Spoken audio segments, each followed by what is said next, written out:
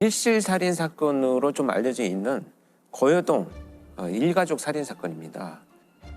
2003년 12월에 송파구 거여동의 한 아파트에서 주부인 박모 씨 그리고 이제 3살배기 아들 10개월 된 큰 딸이 셋 다 이제 한 집에서 사망한 채로 발견이 됩니다. 이제 그 방 안의 상황을 보면 작은 방에는 3살 된 아들이 보자기를 둘러쓴 채로 사망을 해 있고요. 또 10개월 된 딸은 얼굴에 비닐봉투가 쓰여진 채로 사망을 해 있습니다. 그리고 그 방문 난간에 빨랫줄이 연결되어 있는데 거기에 피해자가 목을 맨 채로 사망을 해 있습니다. 그래서 발견이 된 건데요.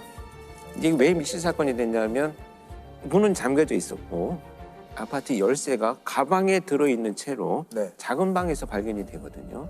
그다음에 뭐 발자국이나 족적이 나타난 흔적 이런 것이 이제 발견되지 않으니까 경찰이 초기 단계에서는 아이들을 살해하고 자기가 이제 극단적인 선택을 했다 이렇게 이제 초기 판단을 하죠. 그런데 남편이 진술을 합니다. 도무지 우리 가족은 그동안에 살면서 이렇게 그만한 갈등도 없었다. 그래서 경찰이 이제 CCTV 수사를 하죠. 누군가 이제 드나든 사람이 있는가. 이때 발견된 사람이 한 명 있습니다. 이 사람이 누구냐 하면 이 사망한 피해자 박모 씨의 고등학교 동창인 이모 씨입니다. 이 이모 씨가 사망한 시간으로 추정되는 시간에 엘리베이터를 타고 여기 왔다가 간 흔적을 이제 발견을 하게 되죠. 그래서 이제 참고인으로 조사를 하기 시작을 하는데 이 이모 씨가 조사받는 수사관 앞에서 옷소매를 내리면서 자기 손등을 가리는 행위를 합니다. 손을 왜 그렇게 자꾸 가리느냐 이렇게. 라고 봤더니 빨랫줄에 융선이 이렇게 나타나 있었던 거예요. 그리고 그 빨랫줄이 쓸려 있던 이런 선이 발견이 됩니다. 줄로. 그래서 이 경찰관이 이 여성의 집에 이제 압수수색을 가게 됩니다. 네. 근데 이 압수수색을 갔더니 이 여성의 집에서 일기장이 나왔는데요. 이 일기장 안쪽에 종이 한 장이 발견이 됩니다. 이 종이에는 어떻게 살해할 것인가를 계획한 계획서가 발견이 되죠.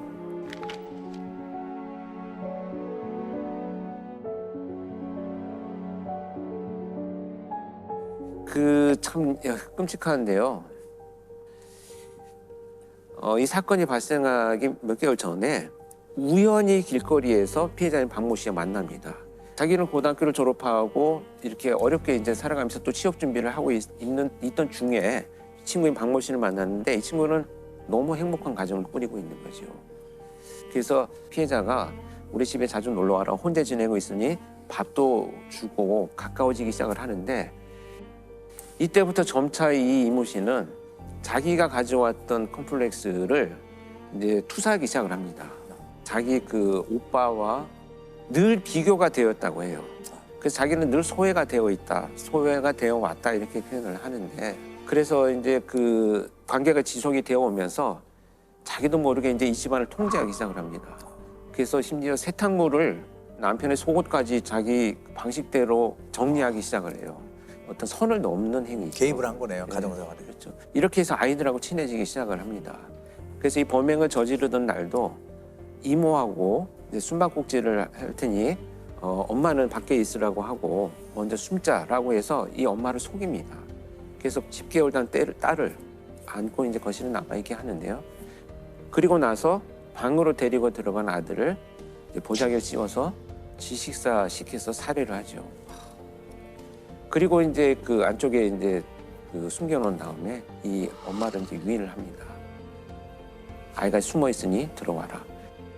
그렇게 해서 이제 들어가려고 했던 이 엄마를 뒤에서 빨랫줄로 목을 걸어가지고 잡아당겨서 살해를 하게 됩니다.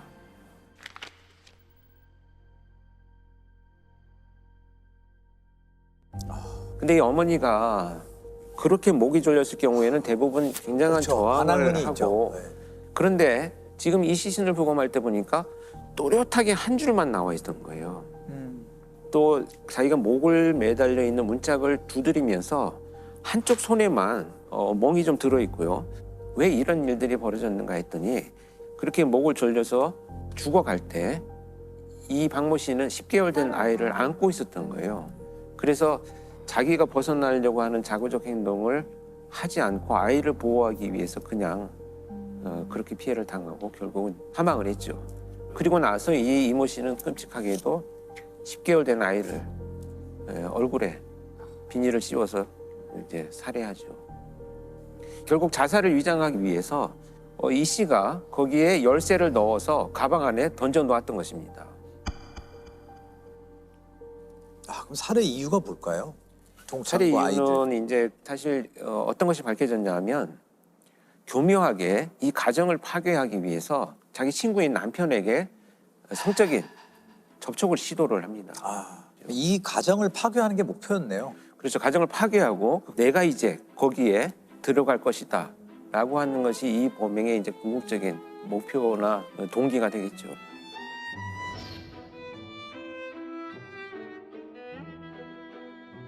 그 우연한 만남이 없었으면 좋았을 것을. 거리에서 만났던 그렇죠. 사실 그렇게 보면 어떻게 보면 범죄는 그렇게 선의를 베푸는 사람들이 있고 피해를 입는 경우들이 많아서 결국은 더 뭐 안타깝고 우리가 분노하는 부분이기도 하죠. 연쇄 성범죄자들의 그들만의 특징이 있나요? 연쇄 성범죄자들만의 특징을 몇 가지만 요약을 해보자면 첫 번째로 범행 도구나 이런 것들을 좀 치밀하게 준비를 하고 납치, 유인, 감금 뭐 이런 것에 굉장히 능숙하기 때문에 피해자들이 저항을 하지 못하는 경우가 많이 나타나고 있습니다. 그리고 익숙한 장소에서 범행을 계속 이어갑니다. 그러니까 자기들이 익숙한. 초기 단계에서 범행을 저지를 때 성공한 그런 익숙한 장소들이 있어요. 그다음에 이제 이 여러 연구에 의하면 사실 성범죄라고 하는 것이 성적 만족보다는 피해자에 대한 권력을 행사하고 통제하려는 욕구에서 비롯된다라고 하는 연구들이 굉장히 많습니다. 그래서 이런 그 몇 가지 특징들을 대표적으로 나타내는 범죄가 이중구 연쇄 성폭행 사건으로 알려져 있는 사건입니다. 1998년부터 2005년까지 발생한 사건입니다. 그래서 7년간이요? 7년간 사실 이제 전국을 다니면서 범행을 저질렀는데 DNA로 밝혀진 것만 77건입니다. 나온 것만 DNA 검사로 확인된 것만 77건이고 체포된 이후에 밝혀진 것도 30건 정도가 되고요. 총 184명의 피해자를 남긴 정말 희대의 연쇄 성폭행 사건으로 남아 있습니다.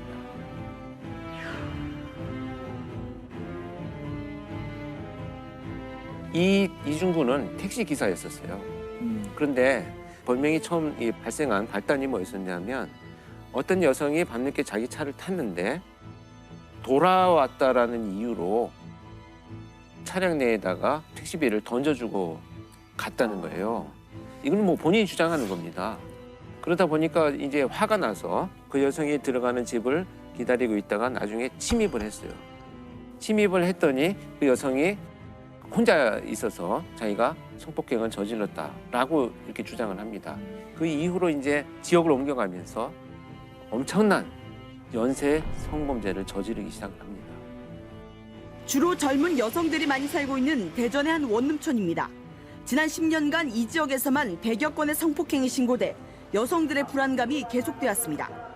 정말 이런 연쇄 범죄가 성폭행을 목적으로 한 범죄인데 이 성폭행이 첫 번째 범죄를 자기가 진술한 것처럼 화풀이를 했다라고 하는 이 진술이 되게 중요한 부분이거든요.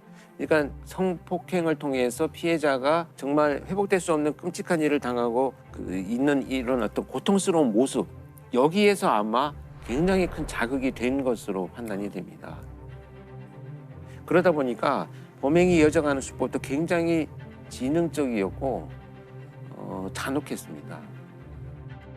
범행 초기엔 주로 원룸에 혼자 사는 여자들이 대상이었습니다. 늦은 밤 귀가하는 여성을 따라 들어가거나 아예 가스 배관 등을 타고 미리 들어가 여성이 귀가하길 기다렸다가 성폭행하는 식이었습니다. 이후 발바리의 범행은 갈수록 점점 더 대담해졌습니다. 같은 장소에서 여러 명의 여성을 동시에 성폭행한 경우도 여러 차례 있었습니다. 심지어 한 번 성폭행한 여성을 다시 찾아가 또 성폭행한 경우도 있었습니다. 7년 동안 그 수많은 피해자들 중에 몇몇은 경찰에 신고했을 것 같은데 그런 건 없었나요? 경찰에 신고를 당연히 했죠. 신고를 해서 경찰이 수사를 했는데 이 당시에 저도 사실 그 현직에 제가 있었을 때인데 네. 계속되는 범행이 이어지니 지방에 있는데 이런 범죄 패턴에 대해서 이제 음성 의뢰를 받았었는데 그 당시에 몇 건의 신고된 피해자들은 전부 성폭행이 일어나고 난 이후에 몇 시간 동안을 씻게 만들었어요. 그래서 현장에서 증거물 확보가 뭐 불가능했었죠. 피해자들이 그러고 나니까 신고를 해도 불가능하겠다라고. 체포가 불가능하겠다라고 포기하는 부분들도 많이 있었고요. 그러나 이제 뭐 증거가 나중에 나오긴 했습니다만 이 연쇄성폭행 이중구의 이런 범죄 유형이야말로 우리가 생각하는 어떤 테러와 같은 정말 성범죄죠. 이런 끔찍한 범죄 행각을 좀 끊지 못했던 이 심리가 뭘까요? 이런 범죄를 저지르는 자들이 마치 이제 중독이라고 표현하는 이 뇌 기능의 변화를 같이 일으킵니다. 그러니까 예를 들면 내가 사람들한테 늘 모멸과 멸시를 받아왔다라고 생각하는 이런 왜곡된 주관적인 어떤 감정, 이런 것들을 이제 누군가를 지배함으로 해서 회복한다라고 하는 이런 그 감정으로 연결됐을 가능성이 굉장히 높다고 보고요. 그래서 저는 이 연쇄 성폭행 범죄자들이 성중독이라고 생각을 합니다. 자, 이 잔인했던 이중구의 범죄는 어떻게 마무리가 되나요? 결국은 이제 끝까지 이제 이 여러 군데 지역에서 발생한 범죄자들을 이제 경찰이 신고로 받기 시작하면서 DNA를 확보를 합니다. 발발이 이중구 씨 검거에 결정적인 역할을 했던 것은 DNA 감식 기법. 경찰은 범행 현장에 남겨진 통신과 차량 정보를 모두 뒤져 최소한 2번 이상 등장하는 10명으로 용의자를 압축해 주거지 파악에 들어갔습니다. 이 씨는 용의자 중 한 사람으로 지목됐고 이 씨 집에 남아있는 자녀의 DNA를 확인한 결과 가장 유력한 용의자로 결론 내렸습니다. 이중구의 형량은 어떻게 됐나요? 그래서 이제 그 최종 77건의 성폭행 사건의 범인으로 일단 확정이 되어가지고 무기징역이 선고가 됩니다. 방화가 범행 도구로까지 진화한 불을 질러서 살인의 도구로 사용한 범죄입니다. 방화로 살인을 저지른 방화살인이에요. 양양에서 2014년에 있었던 사건인데 강원도 양양주택에서 불이 나 일가족 4명이 목숨을 잃었습니다. 이웃집 여자가 돈 때문에 저지른 범행인 것으로 드러났습니다. 경찰은 이 씨가 피해자들에게 수면제를 먹인 뒤 불을 지른 것으로 보고 있습니다. 이 가해자와 피해자는 학부모 관계로 두 분이 만납니다. 같은 동네 사는 친한 언니 동생 사이였는데 채무관계 때문에 사이가 나빠져요. 가해자가 빚독촉을 받으니까 범행을 계획하게 됩니다. 친하니까 이제 자연스럽게 들어가고 수면제를 먹이고 여기저기 불을 질렀어요. 아이들과 이 어머니는 사망한 거죠. 불이 나니까 주변에서 신고를 했어요. 신고를 했는데 가해자인 이 사람이 소방이 도착하는 순간에 막 달려들어서 저 안에 사람이 있다고 막 구호를 해달라고 막 이렇게 목격자인 행세를 하기 시작을 합니다. 소름 끼친다. 그래서 사실은 이제 수사가 이제 어려워지고 그런 이제 배경이 되었는데 수사를 진행하다 보니까 목격자 행세를 했던 이 여성이 동네 사람들한테 이상한 소문을 내기 시작을 해요. 저 사람이 나한테 돈을 빌려갔는데 갚지 않고 스스로 비관을 해서 자녀들을 죽이고 자기가 죽은 거다. 막 이런 이상한 소문을 퍼뜨리기 시작을 해요. 경찰이 화재가 다 진압되고 나서 다시 한번 집을 수색하자라고 하는 과정에 신발장 안에서 이 돌아가신 분이 자기한테 돈을 빌려간 게 아니고 이 사람이 돈을 빌려간 차용증이 발견된 거예요. 그것이 발견되면서 이제 반전이 일어나죠.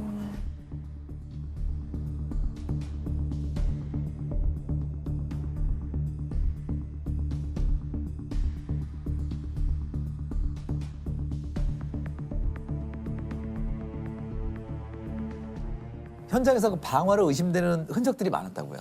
특히 화재 현장에 가면 우리가 가장 먼저 화재 감식을 할 때 하는 것이 일단 바닥을 다 드러냅니다. 그래서 발굴한다 그러는데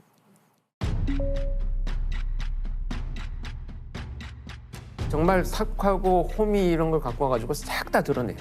그리고 바닥을 보기 시작을 하는데 이나무질을 막 이렇게 뿌리잖아요. 물결 형태의 흔적들이 그대로 남아 있어요.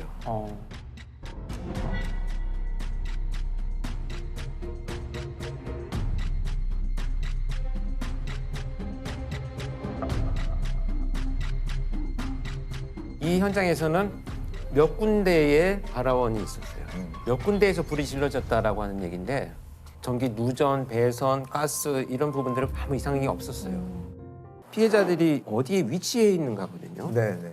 대부분 장구적인 노력을 할 때 보면 뭐 어디로 가겠습니까? 뭐 욕실이나 물이 있는 곳으로 가죠. 네. 싱크대, 욕실, 창문 이런 데서 발견이 되는 것이 정상적인 과정인데 그냥 바닥에 흩어져서 사망해 있었기 때문에 피해자들의 호흡기를 검사를 해봤더니 전부 검정매가 다 묻어서 나왔어요. 그러니까 호흡을 하고 있었다는 건데 이렇게 숨을 쉬고 있으면서도 불구하고 장구적인 노력을 못했다면 약물이나 기타 뭐 여러 가지 범죄 피해를 이미 당했을 가능성이 있으니까 부검시에 약물 검사를 훨씬 더 많이 의뢰를 하죠. 지금 이 사건에 있어서는 다량의 수면제들이 발견이 됐기 때문에 계획적인 범죄다 이런 판단을 할 수 있는 단서가 돼 있는 거죠. 가해자는 이 사건 전에도 방화를 저질렀죠. 네, 그렇습니다. 이게 사실 이제 수사에서 더 밝혀진 것이 이 사건이 나기 3일 전에 자기하고 살고 있는 내연남을 방화 살인을 시도한 흔적이 또 발견됐어요. 지난달 강원도 양양에서 방화로 일가족 4명을 숨지게 한 40대 여성이 같은 수법으로 자신의 내연남도 살해하려 한 것으로 드러났습니다. 경찰은 내연남의 보험금 1억 7천만 원을 가로채려고 범행을 저지른 것으로 보고 있습니다.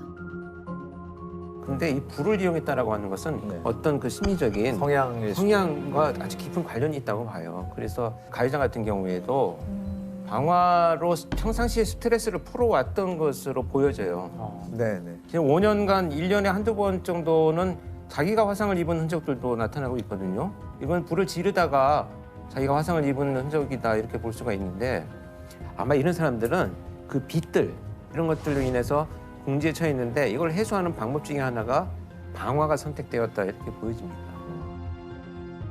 결국 이제 자신한테 친숙한 이 방화라는 방식을 범행 도구로 사용한 것이고요. 미제 사건 수사팀이 시작됐어요. 굉장히 기억이 납니다. 그때 이제 수사팀에서 의뢰가 왔었어요. 분석을 좀 하고 싶다. 충남 아산에서 갱치고개에서 살인 사건이 2001년도에 났습니다. 2001년이요? 네, 15년 동안 미제로 남아있던 사건인데 지난 2002년 4월 충남 아산 갱틱고개에서 40대 여성의 시신이 발견됐습니다. 7차례에 걸쳐 현금을 빼간 남성을 CCTV를 통해 확인했지만 범인을 잡지 못했습니다. 이게 미제 사건이라는 게 한 사람의 개인의 능력으로 수사를 전개할 수가 없어요. 여러 명이 모여서 해야 되겠구나라는 이제 필요성의 대두가 되던 시점인데 그래서 제가 전문가들이 모여서 처음부터 시작하는 시스템을 만들자. 미제 사건을 같이 합동으로 분석하는 시스템을 우리가 만들자라고 해가지고 다 모아가지고 아까 말씀드린 대로 막 그냥 사건 우선순위에 너 이 갱팅오게 이제 해 이런 식으로 이제 시작을 했던 거거든요. 흔적은 나왔어요 수사에서. 예를 들면 통행권에서 나온 쪽지문, 그다음에 DNA도 나왔었는데 그 용의자가 다 안 맞는 거예요. 네. 이 지문과 DNA가. 네. 근데 정말 유력한 용의자였거든. 근데 정말 이상하잖아요 수사팀에서. 근데 그 사건이 단독범의 수사를 계속 해왔는데 그런데 공범 생각을 못했던 거예요. 그걸 발견했어요. 이게 미제 사건에서 되게 중요한 게 수사팀에 얼마나 설득을 잘 하느냐가 이게 관건이에요. 그러니까 분석을 잘했어도 수사팀이 정말 수긍을 하고 그 수사를 이어가야 되는데 나는 아닌 것 같은데 이렇게 생각을 하면 무의미해요. 되게 미묘하지 않나요? 근데 그 얘기할 때도 조심스럽고 이미 내린 결론이니까 저쪽도 사실 다 바꿔야 되니까 네. 잘 다독여가면서 이걸 진행하지 맞습니다. 않으면 네. 아주 위험한 상황이 벌어질 수도 그리고 있겠더라고요. 앞서서 그 미제 사건이 됐던 그 수사팀은 야 그거 다시 재수사한다는데 하면 본인들이 용의자로 뭐 생각했던 사람 중에 진짜 진범이 있었으면 그분들이 창피하죠. 또 창피하기도 하고 네. 좀 그런 게 되잖아요. 근데 지금은 오히려 열린 마음이에요. 왜냐하면 수사팀도 그렇다면 한번 시도해보자라는 것이 이제 의기투합이 되는 이런 분위기라서 좀 여건은 좋아졌죠. 그럼 은퇴하고 이제 이 사건이 해결됐다는 얘기를 들으신 거네요. 기분이 어떠셨어요? 진짜 뭐 나 없어도 잘 되는구나 이런 생각도 했지만 뭔가 허전하면서 나 없어도 잘 되네 이런 생각도 했고 근데 사실 사건이 해결되는 순간 가장 먼저 떠오르는 건 그 피해자들의 모습이에요. 이제 이분이 그나마 억울함이 해소되진 않겠지만 눈이라도 편히 감지 않으시겠나 이런 심정이 들죠.